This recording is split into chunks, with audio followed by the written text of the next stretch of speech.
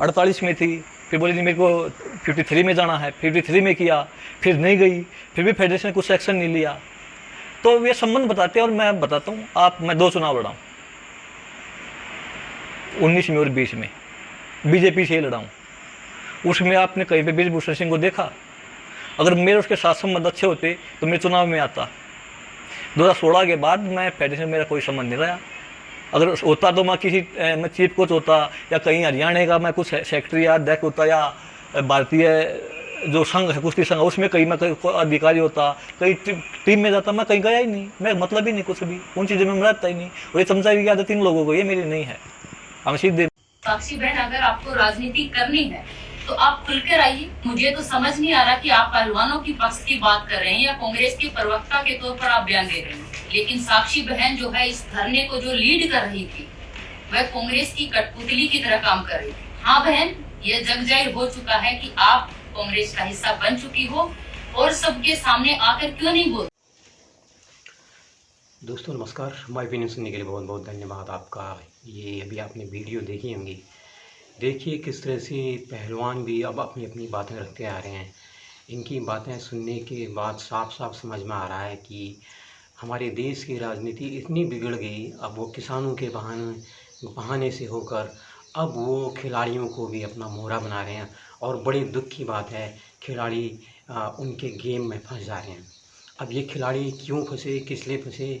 क्या उनको कोई मंत्री पद का लालच दिया गया, या उनको कोई एमएलए एमपी पद का लालच दिया गया, या उनको कोई धन उनको राशि दी गई?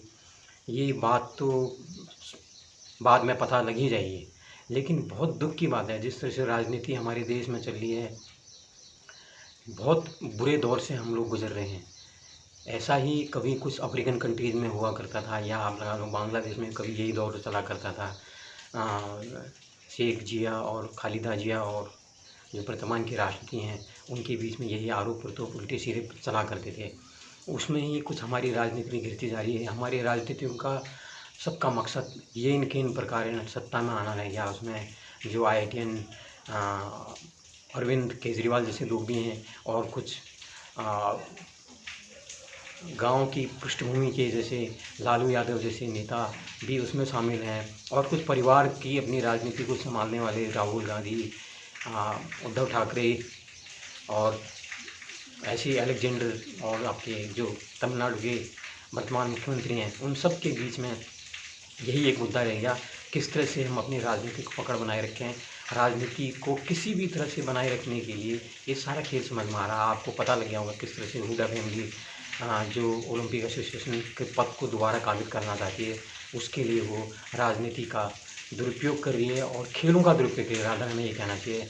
अब ये खिलाड़ी अपने अपने यूट्यूब चैनल से सामने आ रहे हैं, और ये भी कितने सच हैं कितने झूठ हैं इसका भी पता जांच के बाद लग ही जाएगा। क्योंकि बीच में काफ़ी कुछ बातें हुई थी जिससे ये आंदोलन थोड़ा शक के दायरे में आ रहा था। लेकिन अब जिस खुद पहलवान खुद अपनी अपनी वीडियो लेके आ रहे हैं, तो अब साफ पता लग रहा है कि पहलवानों को भी राजनीति का मोहरा बना दिया है।